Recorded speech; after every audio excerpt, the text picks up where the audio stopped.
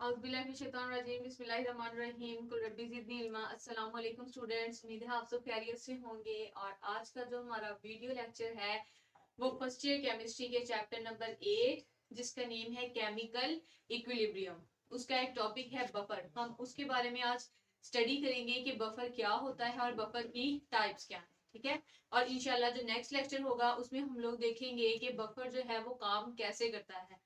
तो आज का जो वीडियो लेक्चर है इसमें हमने किस चीज को स्टडी करना है, हमने स्टडी करना है बफर के बारे में। और बफर के वाले टॉपिक में हमने किस चीज को देखना है, हमने देखना है डेफिनेशन ऑफ बफर को, हमने देखना है कि बफर की टाइप्स क्या होती हैं, और हमने देखनी है नीड ऑफ द बफर, कि हमें बफर की जरूरत क्यों पेश आती है, क्यों हम बफर सॉल्यूशंस बनाते हैं, और बफर सॉल्यूशंस जो है वो कितनी टाइप्स के होते हैं, और बफर सॉल्यूशन काम क्या करता है, और बफर सॉल्यूशन होता क्या है। ठीक है, तो पहले हम लोग डेफिनेशन को डिस्कस करते हैं। डेफिनेशन क्या है? बफर इज अ सॉल्यूशन और a buffer solution is a solution that resists the change in pH of the system। ठीक है, या फिर आप कह सकते हैं buffer resists the change in pH of the solution या फिर सिस्टम। तो डेफिनेशन अब क्या हो गई है कि ये क्या करता है, ये रेजिस्ट करता है, ये मुजाहमत पेश करता है, resist in change of pH, कि जो भी हमारे पास सिस्टम है, जो भी हमारा केमिकल रिएक्शन हो रहा है उसमें जो पीएच का चेंज है उसके खिलाफ ये मुजाहमत पेश करता है। फॉर एग्जाम्पल, अब साथ ही साथ हम लोग इसकी नीड को भी डिस्कस कर लेते हैं कि नीड इसकी क्यों होती है, हमें क्यों जरूरत पेश आती है। हम कोई केमिकल रिएक्शन करवा रहे हैं, फॉर एग्जाम्पल मैं केमिकल रिएक्शन करवा रही हूँ जो कि मुझे 4 पीएच जिसकी चाहिए, जिसकी पीएच मैं क्या चाहती हूँ कि उसकी पीएच जो है वो 4 यूनिट्स तक मेंटेन रहे। लेकिन अगर मैं उसमें कोई ऐसा सोल्यूट ऐड कर देती हूँ जिसकी वजह से पीएच में चेंज हो सकता है, यानी कि पीएच जो है वो 4 से बिलो भी जा सकती है और 4 से अबव भी जा सकती है, तो ये जो पीएच का चेंज आएगा उस चेंज को रोकने के लिए मैं यूज करूंगी बफर सोल्यूशन। क्या यूज करूंगी मैं उस चेंज को रोकने के लिए? बफर सोल्यूशन यूज करूंगी। बफर सोल्यूशन जो है उसकी क्या प्रॉपर्टी होती है कि वो रेजिस्ट करता है change in pH of the system को, या रिएक्शन की जो पीएच है उसमें चेंज वो नहीं होने देता है, क्योंकि अगर पीएच में चेंज आएगा तो हमारा जो रिएक्शन है वो डिस्टर्ब हो जाएगा और उस तरह से प्रोसीड नहीं कर पाएगा जिस तरह से हम चाहते हैं। ठीक है, तो उसके बाद हम देखते हैं कि टाइप्स क्या होती हैं बफर की। बफर की दो इंपॉर्टेंट टाइप्स हैं। पहली जो टाइप है इसे हम कहते हैं एसिडिक बफर। क्या बोलते हैं? पहली टाइप क्या है? पहली टाइप है एसिडिक बफर्स और दूसरी टाइप है basic buffers. The second one is basic buffers. अब एसिडिक बफर क्या होता है? एसिडिक बफर एक ऐसा बफर है जो कि एक वीक एसिड, ये हम कैसे प्रिपेयर करेंगे, इसके लिए हम लोग इसकी प्रिपरेशन में यूज करेंगे एसिडिक बफर्स में वीक एसिड लेंगे और उसको मिक्स करेंगे उसी के साल्ट के साथ।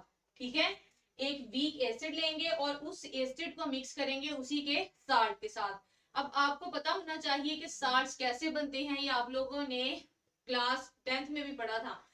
साल्ट कैसे बनते हैं कि जब भी कोई एसिड और बेस का रिएक्शन होता है तो उसके नतीजे में क्या बन जाते हैं? साल्ट, और इसी के साथ बनता है वाटर। ठीक है, तो हमने क्या करना है, एक वीक एसिड ले लिया है और इसी का हमने साल्ट लेना है। लेकिन साल्ट किसके साथ होना चाहिए? साल्ट होना चाहिए स्ट्रॉन्ग बेस के साथ। साल्ट किसके साथ होना चाहिए? इसका स्ट्रॉन्ग बेस के साथ। Salt with a strong base. और इसी का जो उल्ट है वो आप लोग बेसिक बफर में लिखेंगे। तो बेसिक बफर क्या हो जाएगा? बेसिक बफर में हम लेंगे एक वीक बेस लेंगे और इसको मिक्स करेंगे इसी के साल्ट के साथ। लेकिन अब बेस है तो बेस के साथ हमने क्या लेना है? साल्ट बनाने के लिए एसिड लेना है। तो जब हम साल्ट बनाएंगे वो साल्ट बनाएंगे हम विद अ स्ट्रॉन्ग एसिड। इसके साथ बनाएंगे हम विद अ स्ट्रॉन्ग एसिड। तो ये आप लोग अभी फिलहाल याद रखें, फिर मैं आपको बताऊंगी कि हम वीक एसिड या वीक बेस क्यों यूज करते हैं। जो एसिडिक बफर्स हैं, एसिडिक बफर्स कैसे बनते हैं? जब हम एक वीक एसिड लेते हैं और उसको मिक्स करते हैं उसके साल्ट के साथ, और उसका साल्ट हम किसके साथ बनाते हैं? कैसी बेस होगी जिसके साथ मिला के हम उसका साल्ट बनाएंगे, वो बेस होनी चाहिए स्ट्रॉन्ग बेस। स्ट्रॉन्ग बेस कौन सी होती है? जो इजीली हाइड्रोक्सिल आयंस को रिमूव कर दे या जो इजीली प्रोटॉन को एक्सेप्ट कर सके, ठीक है। उसके बाद जो है हम बेसिक बफर्स के लिए क्या करेंगे? बेसिक बफर्स के लिए हम वीक बेस लेंगे, वीक बेस को लेके उसके साल्ट के साथ उसे मिक्स करेंगे, और जब हमने बेस का साल्ट बनाना है तो उसके लिए हमें एसिड चाहिए होगा, और वो जो एसिड है वो हम स्ट्रॉन्ग एसिड लेंगे। एसिड हम कौन सा लेंगे? स्ट्रॉन्ग एसिड लेंगे। एसिडिक बफर इज फॉर्म, यहाँ पे आप लिखेंगे acidic buffer. Acidic buffer is prepared by mixing a weak acid and a salt of it with the strong base. ये हम एक वीक एसिड को उसके साल्ट के साथ मिक्स करते हैं। साल्ट किसके साथ बनाया जाता है? स्ट्रॉन्ग बेस के साथ रिएक्शन करवा के। बेसिक बफर कैसे प्रिपेयर किया जाता है? Basic buffer is prepared by mixing a weak base and A salt of it with the strong acid. इसमें हम स्ट्रॉन्ग एसिड लेते हैं। अब हम देखते हैं कि इनकी एग्जांपल्स क्या हो सकती हैं एसिडिक और बेसिक बफर्स की। तो सबसे पहले ये इनकी प्रिपरेशन में भी आप लिख सकते हैं और ये आप इनकी डेफिनेशन में भी लिख सकते हैं। अब हम देखते हैं कि इनकी एग्जांपल क्या हो सकती हैं। एसिडिक बफर की जो बेस्ट एग्जांपल है वो है एसिटिक एसिड। क्या है? एसिटिक एसिड और सोडियम। एसिटिक एसिड क्या है? एसिटिक एसिड और सोडियम एसीटेट। एसिटिक एसिड और सोडियम एसीटेट जो है ये एसिडिक बफर की बेस्ट एग्जांपल है। जो एसिडिक एसिड है ये वीक एसिड है। एसिटिक एसिड क्या है? वीक एसिड है। और सोडियम एसीटेट क्या है? इसका साल्ट है। उसमें जो सोडियम पॉजिटिव है ये हमारे पास आता है सोडियम हाइड्रोक्साइड से। किससे आता है ये? सोडियम हाइड्रोक्साइड से। और सोडियम हाइड्रोक्साइड एक स्ट्रॉन्ग बेस है, तो यहाँ पे हमने साल्ट लिया है विद द स्ट्रॉन्ग बेस। और अगर हम बेसिक बफर की एग्जांपल देखें तो इसमें आता है अमोनियम हाइड्रोक्साइड। इसमें क्या आता है? Ammonium hydroxide. और अमोनियम हाइड्रोक्साइड का हम साल्ट लेते हैं विद द स्ट्रॉन्ग एसिड, ठीक है। इसमें जो हम एसिड यूज करते हैं वो हम यूज करेंगे HCl। HCl is the strong acid while ammonium hydroxide is the weak base. यहाँ पे जो हमारे पास स्ट्रॉन्ग बेस है वो सोडियम हाइड्रोक्साइड है और वीक एसिड हमारे पास है एसिडिक एसिड। तो इनका जो मिक्सचर होगा सोडियम एसिडिक एसिड और सोडियम एसीटेट का, ये एसिडिक बफर के तौर पे काम करेगा। और जो सोडियम अमोनियम हाइड्रोक्साइड और अमोनियम क्लोराइड का जो मिक्सचर है ये हमारे पास बेसिक बफर के तौर पे काम करेगा। किसके तौर पे काम करेगा? ये बेसिक बफर के तौर पे काम करेगा। बफर की डेफिनेशन हमने क्या पढ़ी है? बफर जो है ये एक ऐसा सॉल्यूशन है जो कि पीएच में चेंज को रेजिस्ट करता है। क्या करता है? ये पीएच में चेंज को रेजिस्ट करता है। इसकी हमें जरूरत क्यों पड़ती है? इसकी जरूरत हमें पड़ती है कि हम कोई केमिकल रिएक्शन करवा रहे हैं और केमिकल रिएक्शन में अगर हमें लगे कि इस सोल्यूट को ऐड करने से जो है पीएच चेंज हो सकती है रिएक्शन की या सिस्टम की, तो हम उस पीएच के चेंज को रिड्यूस करने के लिए या रेजिस्ट करने के लिए हम बफर्स यूज करते हैं, ठीक है। इसके अलावा जो है जो ह्यूमन ब्लड है, क्या चीज? जो ह्यूमन ब्लड है ये भी एक बेस्ट बफर है। ह्यूमन ब्लड भी क्या है? ये भी बेस्ट बफर है। ह्यूमन ब्लड की जो पीएच है वो होती है 7.35। कितनी होती है पीएच? 7.35। अगर ये इससे रिड्यूस हो गए 7 पे आ जाए या इससे इंक्रीज हो गए 8 पे चली जाए तो कोई भी इंसान जो है वो मर सकता है, ठीक है। तो जो ब्लड के अंदर जो होता है आपके पास बाइकार्बोनेट आयंस जो मौजूद होते हैं इसमें, वो बफर्स के तौर पे काम करते हैं, वो पीएच में चेंज को रेजिस्ट करते हैं।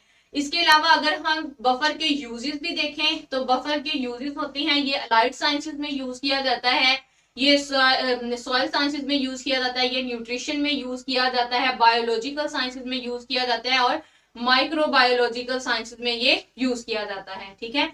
आपसे ये शॉर्ट क्वेश्चन पूछा जा सकता है। ये समझ आ गया ना डेफिनेशन और टाइप्स। टाइप जो है ये भी इंपॉर्टेंट शॉर्ट क्वेश्चन है कि define acidic and basic buffers या differentiate between acidic and basic buffers. Need आपको बता दी है कि हम पीएच में चेंज को रेजिस्ट करने के लिए इसे यूज करते हैं। अब हम देखते हैं कि इसके यूजेस क्या हो सकते हैं। तो बफर के यूजेस जैसा कि अभी मैंने बताया किसमें हो सकता है, ये अलाइड साइंसेस में यूज किया जाता है। इसमें यूज किया जाता है, ये अलाइड साइंसेस में हम बफर को यूज करते हैं। इसके अलावा हम सॉइल साइंसेस में इसका यूज करते हैं। और थर्ड वन हम इसको यूज करते हैं न्यूट्रिशन की ब्रांच में, हम बफर्स का यूज करते हैं पीएच को मेंटेन रखने के लिए। जो हम खुराक खाते हैं उसकी भी पीएच मेंटेन होनी चाहिए, ठीक है। और इसके अलावा हम लोग इसको इस्तेमाल करते हैं बायोलॉजिकल साइंसेज में यूज किया जाता है इसका, और माइक्रोबायोलॉजिकल साइंसेज में भी बफर्स का यूज किया जाता है, ठीक है।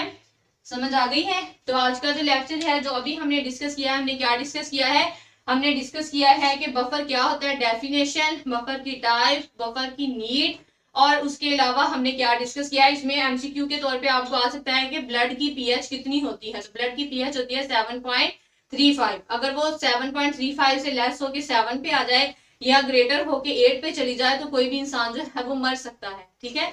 तो बफर जो है, जो ब्लड है, ब्लड में बाइकार्बोनेट आयंस होते हैं जो कि इसकी पीएच को चेंज नहीं होने देते हैं, ठीक है। Understand.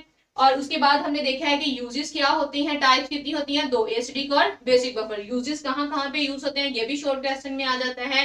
Right the uses of buffer. Allied sciences में यूज किया जाता है, सॉइल साइंसेज में यूज किए जाते हैं बफर्स, न्यूट्रिशन में, बायोलॉजिकल साइंसेज में यूज किए जाते हैं, और माइक्रोबायोलॉजिकल साइंसेज में भी बफर्स का यूज किया जाता है, ठीक है। और जो एसिटिक एसिड और सोडियम एसिटेट है वो किसकी एग्जांपल है, वो एसिडिक बफर की एग्जांपल है। और अमोनियम हाइड्रोक्साइड और अमोनियम क्लोराइड का जो मिक्सचर है वो बेसिक बफर के तौर पर यूज किया जाता है। और इंशाल्लाह नेक्स्ट लेक्चर में हम लोग डिस्कस करेंगे कि बफर काम कैसे करता है, हाउ डू बफर एक्ट, कि बफर कैसे काम करते हैं। तो आज के लेक्चर में इतना ही। उम्मीद है आप लोगों को समझ आई होगी। अगर ना समझ आए तो आप कमेंट सेक्शन में मुझसे पूछ सकते हैं। और अगर कोई भी ऐसा टॉपिक हो जिस पे आप चाहते हैं कि वीडियो लेक्चर बनाया जाए तो वो भी आप मुझे कमेंट सेक्शन में बता सकते हैं। Thank you, have a nice day, Allah Hafiz.